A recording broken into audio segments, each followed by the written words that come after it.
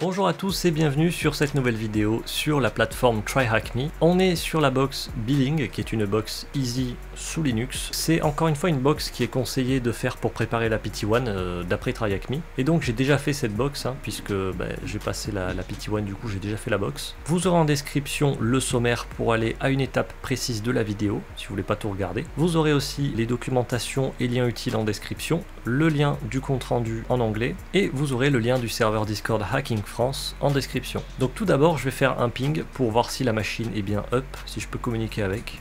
Donc ouais, j'ai bien reçu une réponse, je peux communiquer avec la machine. Donc on va pouvoir commencer. Je vais faire un scan Nmap complet. Alors comme d'habitude les alias ils sont sur mon GitHub, je le répète. Donc Nmap full TCP c'est un alias que j'ai créé qui permet de faire un scan complet de tous les ports et un scan agressif donc on va lancer le scan. Le scan Nmap vient de se terminer et ce qu'on peut voir c'est qu'on a comme d'habitude sur le port 22 le service SSH, donc une version assez récente. Là on pourra rien faire sur ce service tant qu'on n'a pas d'identifiant valide. Sur le port 80 on a du HTTP et on a Apache 2.4.62 qui est une version très récente sous Debian. Donc on voit que la machine est sous Debian et on voit aussi le titre Magnus Billing. Donc on va voir ce que c'est, mais Magnus Billing c'est pas une application custom, on verra à quoi elle sert et si elle est vulnérable ou pas. On voit que Nmap a été redirigé vers /mbilling et que l'entrée est désactivée dans robots.txt. On a MySQL qui est exposé. Nmap n'a pas pu s'authentifier, je crois que quand il met unauthorized c'est quand il a essayé de s'authentifier avec root et sans mot de passe je pense. Donc là on pourra pas s'authentifier et énumérer les bases de données, en tout cas pas sans identifiant. Et ici sur port 5038 on a asterisk call manager. Alors je sais plus exactement ce que c'est asterisk call manager en lui-même, mais asterisk normalement c'est un serveur de téléphonie en fait, de téléphonie IP. Donc on va aller voir sur le port 80, on va ouvrir notre navigateur et on va aller sur le port 80 de la machine cible et on voit qu'on est redirigé vers Magnus Billing et donc on a une page de connexion. Alors on peut essayer des identifiants par défaut comme admin etc, mais ça ne fonctionnera pas normalement. Moi j'ai essayé quand j'ai fait la box en tout cas, mais ce qu'on peut faire c'est chercher ce qu'est Magnus Billing. Donc on va ouvrir un nouvel onglet et on va taper Magnus Billing. Je fais une petite faute d'ailleurs. Donc là ce qu'on peut voir c'est que Magnus Billing déjà est open source, donc ça c'est bien, si on a besoin on peut lire le code. Et donc on voit que Magnus Billing est un système de facturation open source pour Asterisk. Donc comme je l'ai dit, Asterisk c'est un système de VoIP, téléphonie via IP. Et si on descend un peu, déjà on peut voir sur Rapid7 qu'il y a une RCE non authentifiée qui affecte les versions 6 points, peu importe, et 7 points, tout, voilà, toutes les versions 6 points et 7 points. Et visiblement c'est unauthenticated, donc même si on n'a pas d'identifiant valide, on peut exécuter une commande arbitraire à distance. Alors on sait qu'il y a cette vulnérabilité qui existe, mais on ne sait pas quelle version est utilisée sur la machine cible. Et ici aussi ce qu'ils disent c'est que toutes les versions 7 points qui n'ont pas le commit 7AF, etc. sont vulnérables. Donc potentiellement la version cible c'est bien 7.0 ou 7.1 par exemple. Peut-être qu'ils ont installé le patch avec le commit qu'on voit ici. Peut-être que ça sera pas vulnérable. Donc en général moi je vais sur le GitHub du projet et je regarde s'il n'y a pas un fichier readme. Donc là on voit qu'il y a un fichier readme.md. Ce qu'on peut faire c'est aller du coup sur l'installation de Magnus Billing et on peut accéder au fichier readme.md et donc on y a bien accès et déjà ça nous dit que c'est Magnus Billing 7 normalement qu'ils ont installé. Donc c'est pas la version 6, ils ont au moins la version 7 point quelque chose. Je sais pas si on a moyen de savoir exactement la version utilisée sans être authentifié, mais en tout cas on sait qu'ils ont Magnus Billing 7 qui est potentiellement vulnérable à la CVE qu'on a trouvée, donc qui était, voilà on l'a là, la CVE 2023 30258. Donc on va essayer d'utiliser Metasploit évidemment, on va pas s'embêter à télécharger un exploit à la main, autant utiliser Metasploit. Donc MSF console-Q.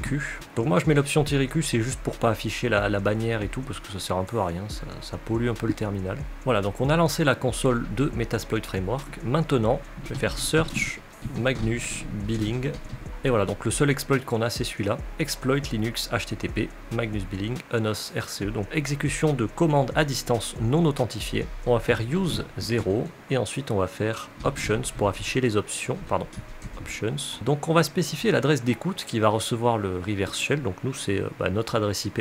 Donc on va faire set lhost tune 0. Donc comme à chaque fois je le répète, vous n'êtes pas obligé de mettre votre adresse IP, vous pouvez mettre juste l'interface qui est connectée au VPN de TryHackMe. Donc moi c'est tune 0. Proxy pas besoin, rhost. Donc on va définir l'adresse IP cible. Voilà. Le port cible, c'est déjà le bon. Target URI, est-ce que c'est déjà le bon? Mbilling, ouais, c'est déjà bon. Il n'y a pas de dot virtuel à spécifier, donc normalement tout est bon. Normalement on peut exécuter l'exploit, donc on va faire run. Et on a une session Meterpreter qui s'est ouverte. Alors par contre je suis passé un peu vite sur la vulnérabilité, on n'a pas regardé en détail pourquoi elle était là. Ce serait peut-être intéressant de regarder. Donc il y a un bout de code qui est présent dans ispay.php qui fait appel à la fonction exec. Donc en PHP la fonction exec c'est une des fonctions qui permet d'exécuter des commandes système. Donc vous avez système du coup, vous avez shell exec je crois et il y a exec aussi. Et donc là ce qu'il dit c'est que le paramètre qui est passé dans la fonction exec c'est le paramètre getDemoc, donc ça c'est le nom du paramètre. Et sans surprise du coup, le paramètre n'est pas correctement nettoyé et échappé. Ce qui fait que on peut passer des commandes arbitraires dans la fonction exec, puisque c'est pas correctement filtré. Et comme on n'a pas besoin d'être authentifié pour envoyer des requêtes sur cette page, visiblement, on peut exécuter des commandes sans être authentifié, et des commandes arbitraires en plus. Donc c'est tout bêtement un manque nettoyage de l'entrée utilisateur et de vérification. Donc un truc qui est assez simple à patcher normalement. On pourra aller voir après en détail le code peut-être à la fin de la vidéo, à la conclusion. On ira voir je pense le commit aussi pour voir comment ils ont corrigé la vulnérabilité, ça peut être intéressant. Mais donc là on a un shell sur la machine, on peut faire getUID pour savoir quel utilisateur on est, et donc là on a un shell en tant que astérisque. On va faire ls, ok, pour voir où on est, print working directory. Donc là on est dans var 3w.html, d'accord. Je vais aller à la racine, d'ailleurs je vais lire le fichier etc passwd pour voir s'il y a d'autres comptes utilisateurs qui ne sont pas des utilisateurs de service sur la machine. Et on a Magnus, ok, donc le seul autre compte utilisateur qui n'est pas un compte de service c'est Magnus. Ah, et Debian, pardon, il y a aussi le compte Debian. Donc on a Magnus, Debian et astérisque. D'accord. Ce qu'on peut faire, c'est aller dans le répertoire Home, et on va aller dans le répertoire de Magnus. Normalement, on a les droits de lecture dessus. Ok, donc là, on a le flag user qui est lisible. Donc déjà, on peut récupérer le flag user, d'accord. On a aussi un répertoire .ssh, je crois pas, voilà, on n'y a pas accès malheureusement. Par contre, on peut lire... Ah ouais, mais ok. 0 ça doit pointer vers /dev/nul. Je vais ouvrir un shell normal parce que le meterpreter c'est bien parfois, mais je préfère un shell classique. Je vais juste hop, pty.spawn. Je vais juste ouvrir un shell plus propre, un pseudo terminal, parce que le shell je serais déjà un peu plus à l'aise comme ça. Ouais, donc ça pointe vers /dev/nul. Donc là visiblement on peut pas accéder à grand chose dans ce répertoire là. Dans le répertoire de Debian on y a accès en lecture aussi. Est-ce qu'on peut choper, non, on pourra pas choper la clé SSH. Pareil, là il n'y aura pas grand chose je pense. On peut lister nos droits sudo si on en a. Et là qu'est-ce qu'on voit? On voit qu'on a accès à fail to ban client, qu'on peut l'exécuter en tant que n'importe qui, donc par exemple root, sans spécifier de mot de passe. Fail to ban client en fait c'est un outil en ligne de commande qui permet d'interagir avec fail to ban. Fail to ban c'est un, je sais pas si on peut appeler ça un service ou... Mais fail to ban en fait ça permet de bannir par exemple ou d'effectuer des actions automatiques lorsqu'il y a par exemple un brute force qui est fait sur le service SSH ou même sur du HTTP ou autre. Donc par exemple, l'utilisation la plus classique et que j'ai vu le plus souvent, c'est fail to ban qui va bannir une adresse IP lorsque quelqu'un fait un brute force depuis cette adresse IP sur le service SSH par exemple. Et donc avec fail to ban client, on peut modifier la configuration de fail to ban. Le truc c'est que dans fail to ban, on peut définir des commandes arbitraires au moment de bannir une adresse IP. C'est-à-dire que si on veut envoyer un mail, on peut. Si on veut créer un nouveau fichier quelque part, on peut. En fait, c'est une commande donnée qui sera exécutée au moment de bannir une adresse IP. Aussi au moment de débannir une adresse IP, etc. On peut définir différentes commandes pour différents événements. Mais le truc, c'est que comme on peut exécuter fail to ban en tant qu'admin, fail to ban client, on peut définir des commandes malveillantes et qu'on pourra déclencher aussi pour exécuter des commandes malveillantes en tant que root, puisque fail to ban normalement tourne en tant que root. Donc on va faire ça. Je vais juste aller voir dans mes notes, ce sera plus rapide parce que je me rappelle plus de la syntaxe et de toutes les commandes de fail to ban, ça m'évitera de retourner lire la doc, etc. Eh ben, je pensais que j'avais fait le write-up, mais je l'ai pas fait, j'ai pas mes notes, j'ai dû les supprimer accidentellement, je vois pas comment c'est possible. Bon, c'est pas grave, je vais relire la doc, du coup ça me fera juste perdre un peu plus de temps. Mais du coup on va faire sudo fail to ban client --help. Et voilà, là on a la documentation qui est affichée. Globalement, ce qu'on va pouvoir faire, c'est créer une nouvelle jail. Dans cette jail, on va pouvoir créer une action qui sera exécutée au moment de bannir une adresse IP. Et on va lui attribuer une commande, qui sera une commande malveillante. et ensuite on va bannir une adresse IP manuellement, peu importe laquelle, on s'en fout. Et ça va déclencher cette commande, et ça peut être par exemple un reverse shell, ou la création d'un compte root avec un mot de passe défini qu'on connaît. On peut faire de plusieurs façons. Moi en général, j'active juste le bit SUID sur bash. Alors déjà on va vérifier si fail to ban tourne bien en tant que root. Normalement c'est le cas. psox grep fail to ban. Et ouais voilà, donc là on voit que le serveur fail to ban tourne bien en tant que root. Donc la commande malveillante qu'on va faire exécuter à fail to ban, elle sera bien exécutée en tant que root. Alors pour créer une jail, donc c'est par là, add jail backend. Alors je sais pas ce que c'est le backend. Si je fais sudo fail to ban client add exploit, added jail exploit. Donc là on a créé une jail qui s'appelle exploit. Donc là on va pouvoir rajouter une action. Maintenant on va faire sudo fail to ban client set. Alors je crois qu'il faut spécifier d'abord la jail, donc exploit action. Donc pour ajouter une action, non c'est add action, excusez-moi, add action, et on va l'appeler exploit action. Donc là on a ajouté une action qui s'appelle exploit action. Et donc maintenant on va pouvoir définir la commande qui sera exécutée par, avec cette action. Donc sudo fail to ban client exploit set, ah non pardon c'est set jail, ah pardon excusez-moi c'est dans l'autre sens, set exploit action. Donc l'action on l'avait appelée exploit action action ban, et ensuite on met la commande qu'on veut exécuter au moment de bannir une adresse IP, et ce sera chmod plus s /bin /bash. Donc tout simplement ça va activer le bit SUID sur /bin /bash, ce qui nous permettra ensuite d'ouvrir un shell en tant que root directement sans spécifier de mot de passe root ou quoi que ce soit. Donc normalement ça devrait être bon. Maintenant je vais déclencher cette action en bannissant une adresse IP, et je sais plus comment on fait. Ban IP, ok, donc on va faire sudo fail to ban client set exploit ban IP pour bannir une adresse IP via la jail exploit qu'on vient de créer, et on va bannir une adresse IP bidon, genre 10. On va bannir l'adresse IP du serveur DNS de Google, voilà, 8.8.8.8. Et normalement, maintenant, ça a dû bannir l'adresse IP, mais ça a dû exécuter la commande qu'on a définie au moment de bannir une adresse IP.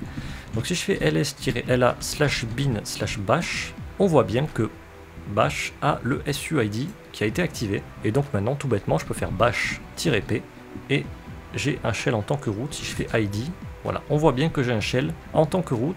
On voit mon effective user ID qui est bien 0, et donc maintenant je peux accéder au répertoire root et récupérer le flag root.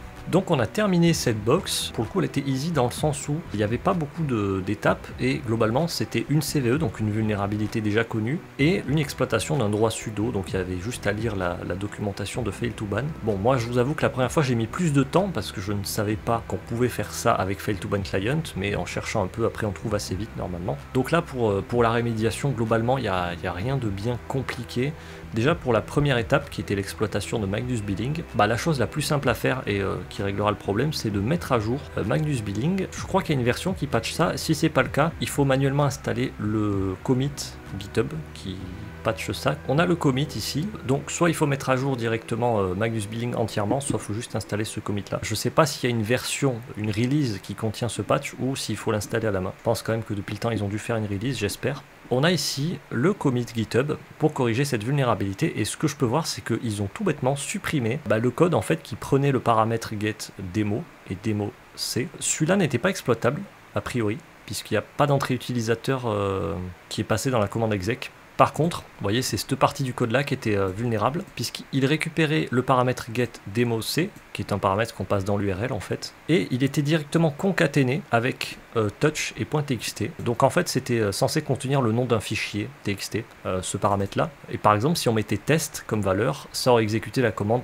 touch test.txt, ce qui n'a rien de malveillant. Mais le truc c'est que comme il n'y avait pas de validation, on pouvait tout simplement mettre par exemple des points-virgules pour insérer une commande malveillante. Par exemple, on aurait pu mettre test, point-virgule, un reverse shell, point-virgule, autre chose, ou même un hashtag pour mettre un commentaire. Et donc c'est ce qu'on a fait, et ça a eu pour effet d'injecter une commande arbitraire. Donc là ils auraient pu par exemple nettoyer les entrées utilisateurs et tout filtrer pour autoriser que certains caractères avec une whitelist, mais Visiblement, c'était un bout de code qui n'était pas vraiment utile puisqu'ils l'ont carrément supprimé. Donc je sais pas pourquoi il était encore là, du coup. Mais donc ils l'ont supprimé. Ça marche aussi, hein, du coup. Mais s'ils avaient besoin de ce bout de code-là, ils auraient pu, donc, par exemple, utiliser une expression régulière avec une liste de caractères autorisés. Donc, par exemple, seulement des lettres et des chiffres. Et bah, à ce moment-là, on n'aurait pas pu injecter de commande arbitraire. Voilà, par exemple, en PHP, s'il y avait besoin de vraiment exécuter une commande système et tout avec une entrée utilisateur, vous avez la fonction escape shell cmd qui permet d'échapper donc les caractères spéciaux du shell. Donc là, on a voilà toute la liste des caractères qui sont échappés. Donc le hashtag pour les commentaires, les et, point virgule, tout ce qui permet d'insérer d'autres commandes en plus qui sont échappées, et ça permet d'éviter une injection de commandes. Donc voilà, ça peut être une solution. Donc là, on a un exemple avec un paramètre post. Bon, c'est le même principe, hein, c'est juste que le paramètre il n'est pas situé au même endroit de la requête. On a un exemple ici, on voit qu'il récupère une entrée utilisateur pour exécuter une commande, mais il empêche quand même l'exécution de commandes arbitraires en échappant les caractères spéciaux. Donc voilà, ça peut marcher aussi. Ah oui, ce qu'ils nous disent, pardon, parce que j'ai confondu peut-être un peu les deux. Là, ça c'est pour échapper toute une commande, mais si on veut échapper un argument spécifique, le mieux c'est d'utiliser escape shell arg, voilà, qu'on a ici. Excusez-moi, je me suis un peu confondu les deux. Ah voilà, là on a un exemple qui correspond plus quand même. Donc là, vous voyez, ils échappent juste l'entrée utilisateur. Donc voilà, s'il y avait vraiment eu besoin d'exécuter une commande système avec une entrée utilisateur, le mieux c'était ça, d'utiliser escape shell arg. Et aussi, si vous êtes dans un cas où votre application a besoin d'exécuter des commandes système, en plus d'échapper les caractères spéciaux pour empêcher une injection de commande, ça peut être bien aussi de monitorer, de surveiller les tentatives d'injection de commande et de créer des alertes, par exemple, pour être informé quand une adresse IP essaye d'injecter des commandes, et vous pouvez prendre des mesures comme bloquer l'adresse IP, par exemple. Donc voilà, ça peut être un plus aussi. Voilà. Donc dans le cas de cette box, c'est pas vraiment utile, du coup, il suffit de patcher Magnus Billing. Mais voilà. Et donc pour les droits, pour l'élévation de privilèges, on a juste exploité un droit sudo qui nous permettait d'exécuter fail to ban client en tant que root sans mot de passe. Comme je l'ai dit, c'est pas un problème de fail to ban, c'est juste un droit sudo trop permissif qu'on avait. Donc selon les besoins, on pourrait soit supprimer le droit sudo s'il n'y en a pas besoin. S'il y a vraiment besoin de taper certaines commandes précises, il vaut mieux définir exactement les commandes qu'on autorise à exécuter en tant que root, pas juste fail to ban client de façon générale. Par exemple, si l'utilisateur a juste le droit de bannir des adresses IP, il faudrait spécifier dans la règle sudo exactement la commande fail to ban, set le nom de la jail, ban IP, et ensuite une adresse IP. Et comme ça, du coup, on peut mieux contrôler et restreindre les permissions à seulement ce qu'il faut pour les besoins. Bon, c'était globalement juste un problème de configuration, quoi. Après, dans la logique, je vois pas pourquoi l'utilisateur astérisque aurait besoin d'exécuter fail to ban client en tant que root sans mot de passe. Je vois pas dans quel cas ça pourrait être utile dans un cas réel, je veux dire. Donc voilà, bon, c'était une box plutôt facile. Après, fail to ban, ça peut être un peu compliqué, mais ça c'est si on prend pas suffisamment le temps de lire la doc. Si on prend le temps de lire la doc, normalement ça se trouve assez vite. Peut-être même qu'il y a peut-être des articles ou des trucs comme ça sur internet qui montrent comment élever ses privilèges avec fail to ban client. Si j'en trouve, je vous le mettrai en description. Donc voilà, j'espère que la vidéo vous aura plu. Si c'est le cas, n'hésitez pas à mettre un like. Si vous voulez suivre les prochaines vidéos qui sortiront sur la chaîne, n'hésitez pas à vous abonner. Et moi je vous dis à la prochaine.